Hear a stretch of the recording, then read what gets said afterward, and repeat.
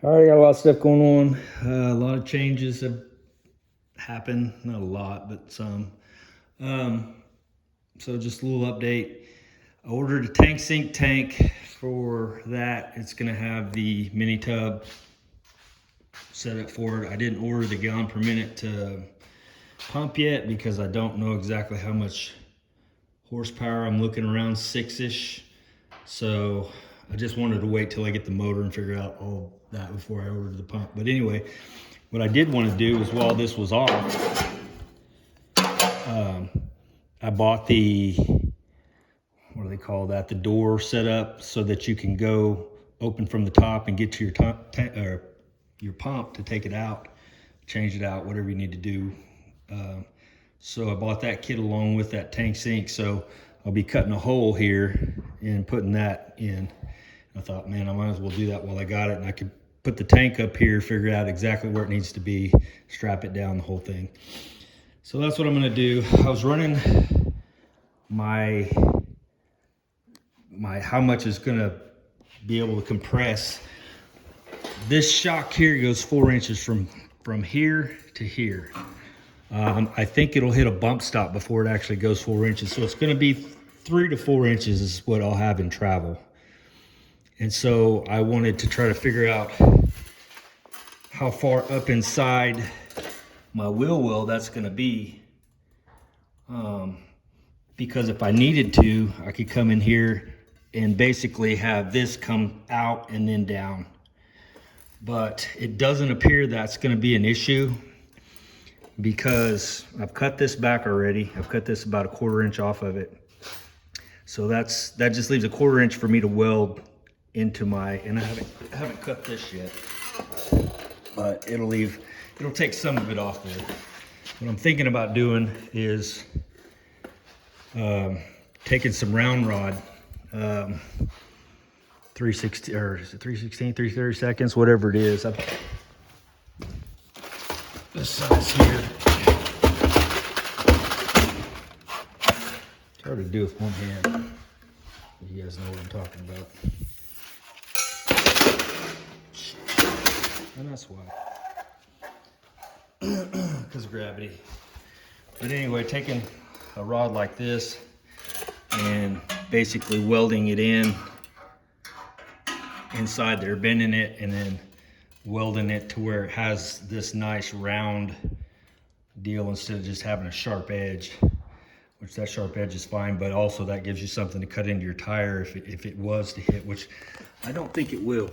The way I've got it set right now, about 1/4 inch, 1/2 inch away from the tire. But what I was gonna say is, before that's gonna bottom out, it's probably gonna hit here or here. And so actually doing that, I don't think is gonna buy me any more travel clearance up. I wasn't really worried about the travel clearance side to side more than I was, okay, you hit a hard bump, because roads in Oklahoma suck bad. You hit something hard and it comes up here and just rips, tears your tire up or rips your, fender well out or something like that. So I want to make sure that was going to clear. Another thing, while I'm on this, is the way the tire sits in the wheel well. So I love that car, absolutely love it. And the way it's sitting right now, you can't really tell, but if the car was sitting head on, right up here in the rear of the wheel well, you're gonna have a gap, maybe 2 or 3 inches where the tire is actually setting in. I don't like that. I want the tire to be as close to the outer fender well as possible without touching or rubbing. So I want it to be moved out like this and then tucked up under. But because I've seen a lot of cars, like I said, head on, you look at them and it's like all you see is that fender sticking out and the tire's so far up underneath there that it's got this big gap right there. Well, I don't care for that. So I want it to be as close to the outside of that fender as possible without rubbing, and getting it to go as deep into the well as possible for clearance. So this is a 295 18 3018. That's a 345 3019. That one almost fits. I've got, and you can see I've got a couple of boards underneath there. There's a whole bunch of room in there. Like this isn't even close. This is only 12 inches wide. The 325s are 13 inches wide. 12.79 whatever.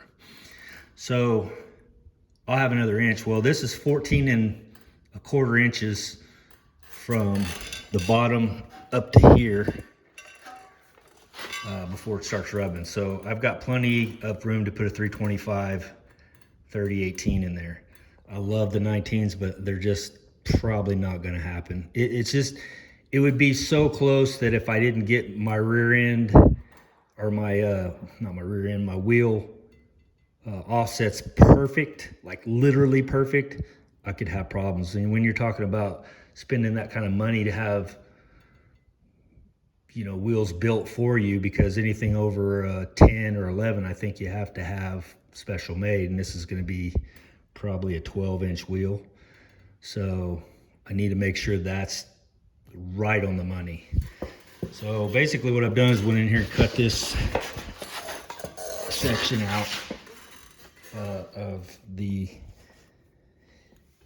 outer rocker, and just to kind of fit this up and see, I didn't do it on here just in case to change my mind or whatever. I can buy another outer rocker, or a rocker, well, I keep calling it a rocker, outer fender well, if I want to, no big deal. $30, $40, something like that. But yeah, once I do this, but that's set up now where I can put it in there and just scribe a line and have it exactly where it needs to be. So anyway, pick all this up. Thank you, gravity. It never fails. It's always working. It's almost like it's a law. All right, anyway, so there's that. And what else? Oh, I got a new TIG cup, clear, and it lights up the area really well, so that's kind of nice. I actually got a giant one too. It's called a Monster, I think. But I haven't used it yet. I've used that one. It's pretty cool. So really only advantage it does is actually let you see your work a little better, and lights it up a little, because the light that comes off of the electrode hits that glass and kind of really lights the area up. So that's kind of cool. So this is all pretty much done. I've showed you this. I went ahead and built me a bracket in here because this was just sitting up by itself. So I actually took a piece of scrap metal, same size gauge as it actually is a piece of this, put it in there, went ahead and welded it in here, welded on this side, but then ground all that down smooth. So that's good. I consider doing what Paradise Custom did and making another one right here. That's a good idea. I just don't know. I don't know if I want to just yet. I mean, you can't have too many braces, but I also got to build a plate for that side over there. I've already done this side down here, so I'm gonna have to close that out. So I've got some more welding to do on this, plus that panel there, getting that set up and done. And then this should be done. Then I can sand this all down and epoxy prime it all black and make it look awesome and be done with it. Frame, everything. I will go back in and shoot some internal frame coating back up inside here, because I burned off in the inside of here. I burned off the internal frame coating that I had in there. And so I'll just come back down in one of these holes and just shoot it back through again with that internal frame coating to cover what the weld burned off in here.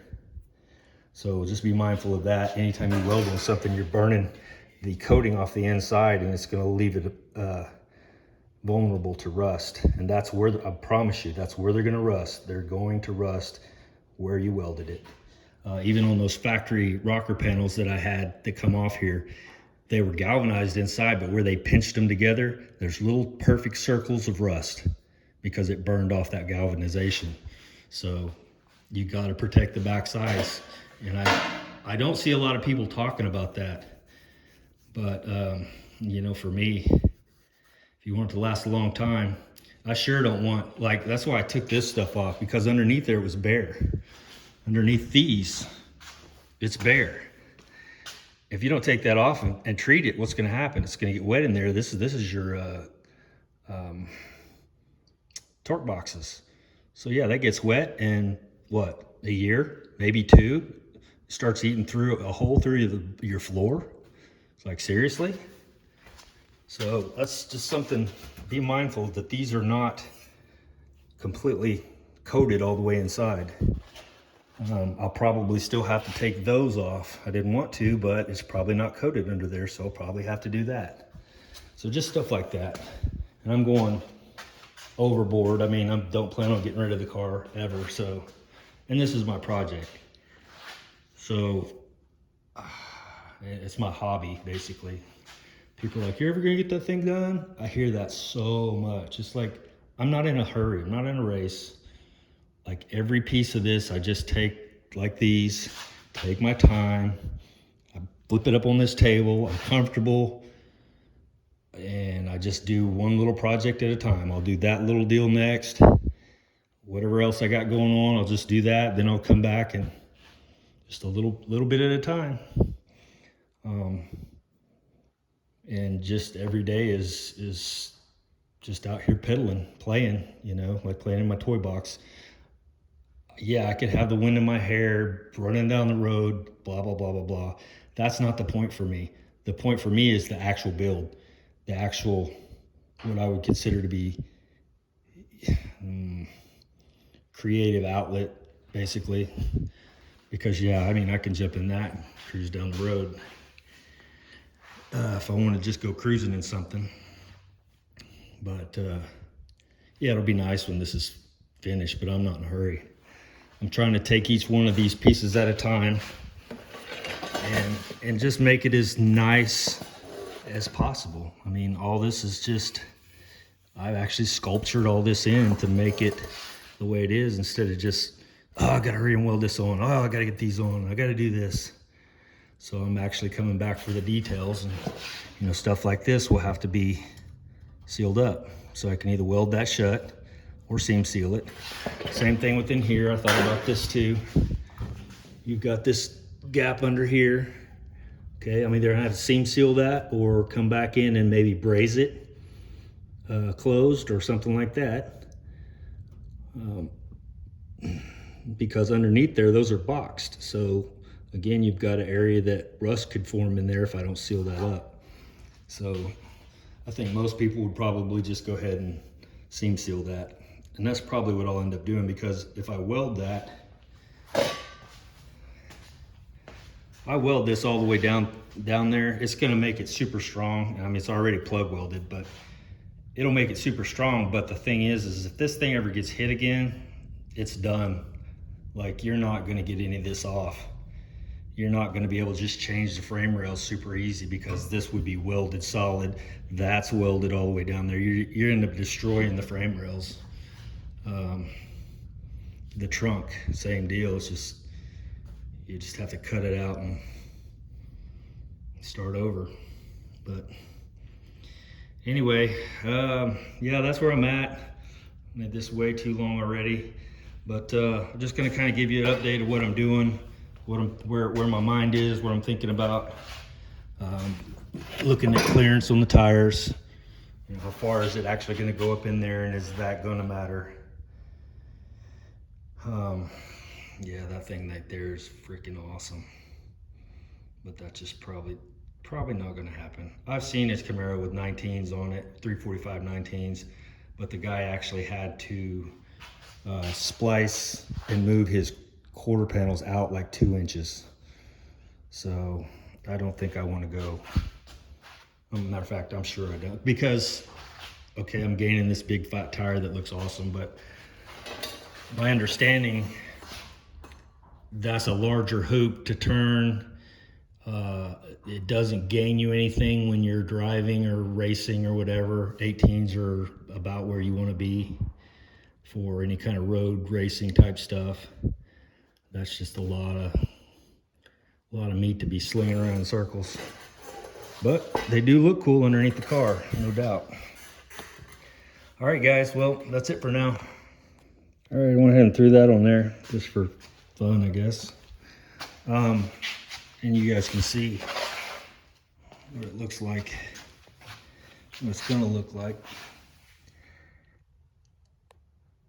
So I tried to line that up exactly with that. That's why I made it the way I did. And the same on this side, it's close. I could probably knock a little bit. That's being nitpicky. But yeah, you got 14 plus inches in there. And I can kind of get an idea where I've got this will weld up against all that. But this is what I was talking about on the inside.